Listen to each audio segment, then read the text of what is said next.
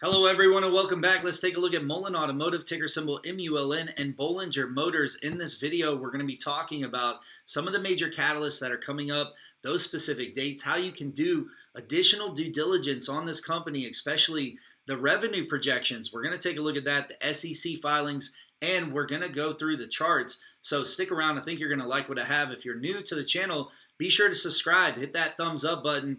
Really appreciate it. Everybody who gave the thumbs up in the last video, thank you so much. So big handshake here. And what is this vehicle in the background? Is this the fourth generation that Robert's been talking about? They had to bring this vehicle back to life just due to popularity. And this is Robert's passion. Now, like everything I've heard from Robert, these guys and the team, they're very well structured. They have an ecosystem, a huge slide deck that I want to share with you with revenue projections, because I was curious when, with the 60% stake interest that David and Mullen has in Bollinger Motors, when will they see some of that revenue? We're going to talk about that in this video, where you can find that information. Now, the handshake showing strength, and David, I mean, it's completely clear, guys. He knows that you want to hear about the vans, and I believe he will have to give an update in this next earnings announcement, but they're working on acquiring some additional assets. Of course, this is just my opinion. I'm just a guy looking at all the same information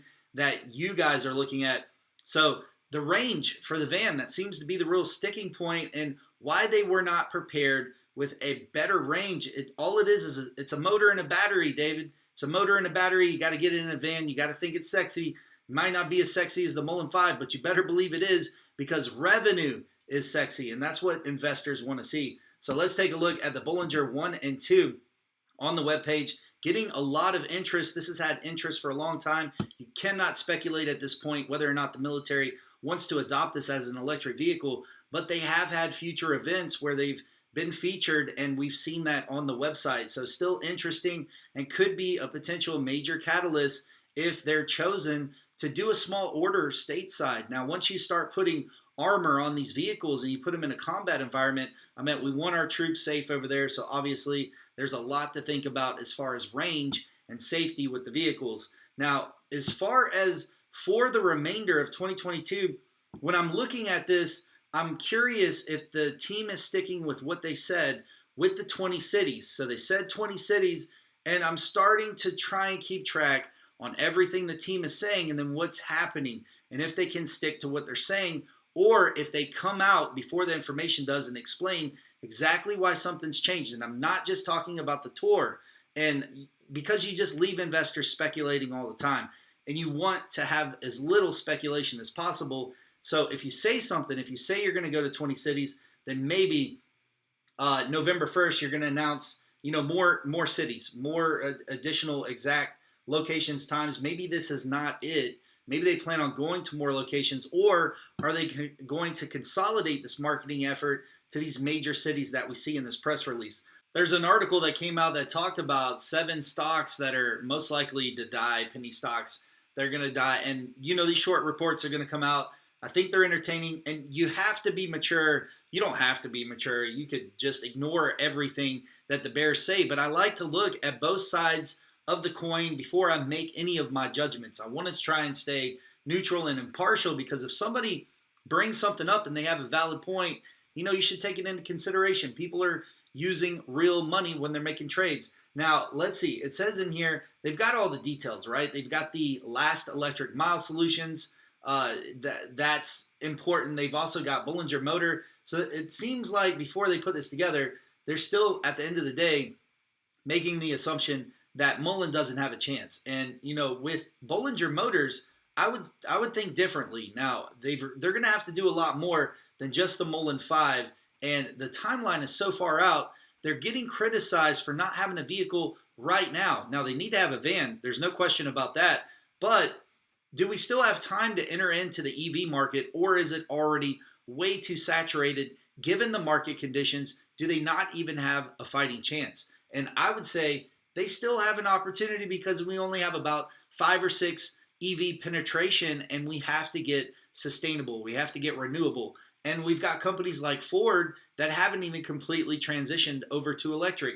GM that has fully committed. So We know there's businesses out there that are struggling. We know Lucid's got some challenges. We know Rivian's had challenges. Mullen's going to have challenges too. And at this price, you have to decide as an investor if this is a risk that you want to take. Now, they have done a lot of things like acquire Bollinger Motors, which is really smart. That 60% equity stake, I want to see where this is going now with the company, and it makes me bullish for the long term. And I'm talking about past this year, long term, not just 30 days, not just 6 months, but I'm talking about into next year. Now, there is pressure giving the dilution of shareholders and market conditions, but I want you to check out this slide deck and look at the ecosystem that Bollinger Motors has. In 2023, they've only got $18 million of revenue. So that's really key, because I do believe that this company, if nothing changes and they can't produce these vans with revenue, and we'll know soon, and my mind could change, they are headed for a reverse stock split. It will cause further shareholder dilution if they have to continue raising cash, if they have to issue additional shares. And that's the only way in these market conditions that they're going to stay alive. Can they keep investors happy enough along the way, or do they start to fade out as the company doesn't meet its objectives, milestones, and build its ecosystem? Mullen still has to do their own thing. Just because Bollinger Motors is strong, they're really reliant on these key payment targets that are coming up. So the two teams have to work together. SEC filings, we've got about 3 that came out since the last time I did a video. Everybody knows that David sold a little bit of his shares and was issued at 0 price additional shares. So we've also got the Series D preferred stock announcement. Each stock has a different, types of rules or benefits that they have. We've also got this filing that the company agreed to pay almost $1 million to a plaintiff.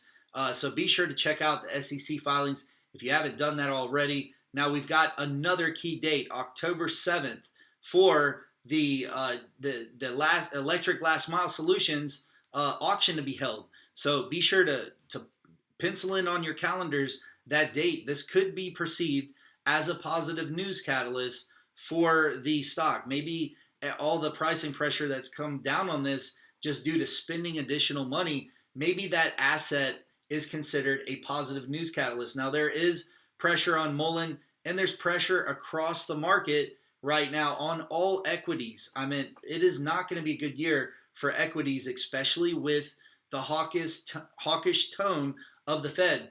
Now, if we take a look at the volume, we want to keep a pulse on the volume on the stock also to make sure that the volume stays up above, I would say 70 million, 50 million.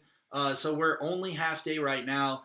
If this continues to trade up above the 100 million, that's what it's going to need to do, especially with the amount of dilution that's coming down the pipelines. Now, revenue, and I know this is only one analyst, but there's a revenue projection here for $37 million before the end of the year, pretty much is what I'm seeing, or in these next 2 quarters. So let's see if they can put any revenue on the books, and that will be a challenge, I believe, at this point. We haven't really seen an update since August timeframe on the vans, or at least a month ago. Nothing that's changed because of the non-disclosure announcement. But David could talk about the vans and confidence in the range, and there's nothing stopping him from talking about that. Now the total short volume, you can see it's increased again. It did decrease here briefly last week before it picked back up again.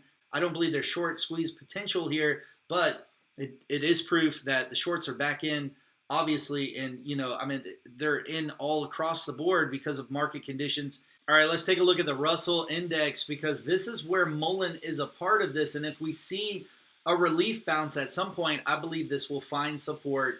We do have a lot of pressure in the markets right now, but I think that this is a key level at 1643. We did not find support here at 1690, so we're at 1655. Today could be the day that this falls down to find support, or this week it could slowly bleed. Now, if it does break through 1643, it could find a new low before it finds support. But I believe at some point we have to see a relief bounce, and I would pay attention to this as I'm watching the Mullen stock also, as it's also finding new lows. You can see here, it didn't quite, it's a little bit below this previous low here. So the previous day on the charts, this declined about 17%, ran up about 33%, and then started to come down before it found support down here. And that's what you're seeing here. You've pretty much got a level of key support through this line. It decided to find support there before it hit the top of this Bollinger Band and then got rejected because it couldn't close even higher than this previous candle. And this is in the 30-minute chart. And then it dropped below, down here below this previous low. And that's why this might not be finished dropping. So let me know in the comments below any price predictions that you have. Be sure to subscribe to the channel. Thanks for watching, and I'll see you in the next video.